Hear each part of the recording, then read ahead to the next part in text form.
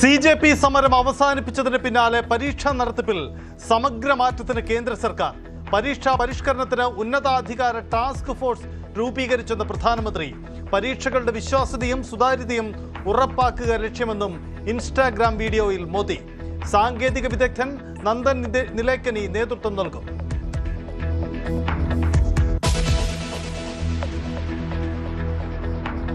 ഡൽഹിയിൽ കണ്ടത് തുടക്കം മാത്രമെന്ന് CJP സമരനായകൻ അഭിജിത് ദീപ്കെ. പിന്തുണച്ചവർക്ക് നന്ദി, ഒരുപാട് ദൂരം ഇനിയും പോകാനുണ്ടെന്ന് പുതിയ video. The Cockroach Janata Party has a long way to go, and for sure we will go a long way. This is just a beginning.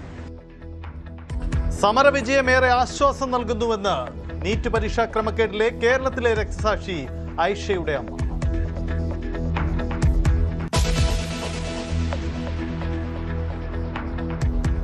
തലസ്ഥാനത്ത് പട്ടാപ്പകൽ യുവാവിനെ നടുറോഡിൽ വെട്ടിക്കൊന്നു. അരുംകൊലയ്ക്ക് കാരണം അയൽവാസികൾ തമ്മിലുള്ള അതിർത്തി തർക്കം. മരിച്ചത് പാൽക്കുളങ്ങര സ്വദേശി വൈശാഖ്. റൌഡ് ഹിറ്റ് ലിസ്റ്റിൽപ്പെട്ട പ്രദീപിനും കൂട്ടാളികൾക്കുമായി തിരച്ചിൽ. പ്രതികൾ സഞ്ചരിച്ച വാഹനം കണ്ടെടുത്തു.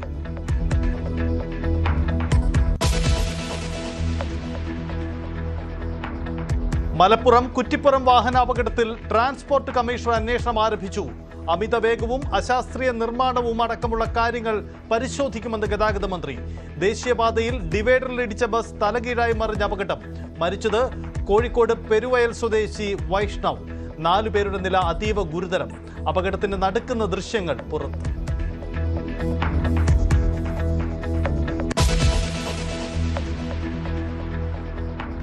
മാസപ്പടി കേസിൽ അന്വേഷണം പിണറായി വിജയനിലേക്കെന്ന സൂചനകൾ ശക്തം. ശശിധരൻ കർത്തായുടെ മൊഴിയിൽ പിടിച്ച് ED. പണം നൽകിയത് പിണറായിയുമായുള്ള അടുപ്പം കാരണമെന്ന് കർത്ത പറഞ്ഞത് 2024. വീണ വിജയൻ 45 ലക്ഷം പറ്റിയത് ഇൻവോയ്സ് ഇടും മുമ്പ്. ശശിധരൻ കർത്ത കള്ളപ്പണം വെളുപ്പിച്ച വഴികളും കണ്ടെത്തി എൻഫോഴ്സ്മെന്റ് ഡയറക്ടറേറ്റ്.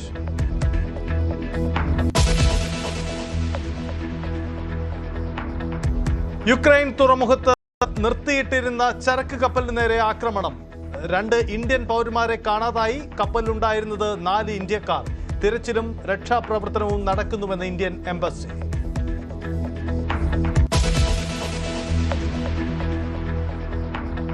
കരുണാനിധിയുടെ കൊച്ചുമകൾ ബാങ്ക് മാനേജരെ മർദ്ദിക്കുന്ന ദൃശ്യങ്ങൾ പുറത്ത്. MK അഴഗിരിയുടെ മകൾ കയൽവിഴി മുഖത്തടിച്ചത് അടയാർ മേഖലയിലെ SBI മാനേജർ.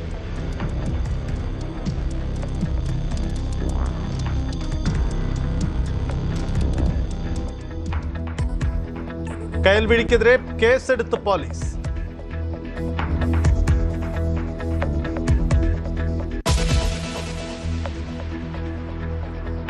തെരഞ്ഞെടുപ്പ് രാഷ്ട്രീയത്തിൽ നിന്നും വിരമിക്കൽ പ്രഖ്യാപിച്ച് സിദ്ധരാമയ്യ. രാഷ്ട്രീയം അഴിമതി നിറഞ്ഞതാണെന്ന് പ്രഖ്യാപനം.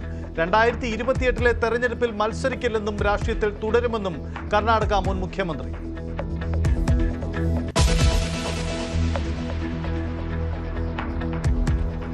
യൂറോപ്പിനെ ഞെട്ടിച്ച് കാട്ടുതീ പടരുന്നു. ഫ്രാൻസിലും സ്പെയിനിലും 5 ലക്ഷത്തിലധികം പേരെ വീട്ടുകളിൽ നിന്നും ഒഴിപ്പിച്ചു. ഇറ്റലിയിലേക്കും സ്കോട്ട്ലൻഡിലേക്കും തീ പടരുന്നു. അപൂർവ സാഹചര്യത്തിന് കാരണം കാലാവസ്ഥാ വ്യതിയാനം മൂലമുള്ള ഉഷ്ണതരംഗം.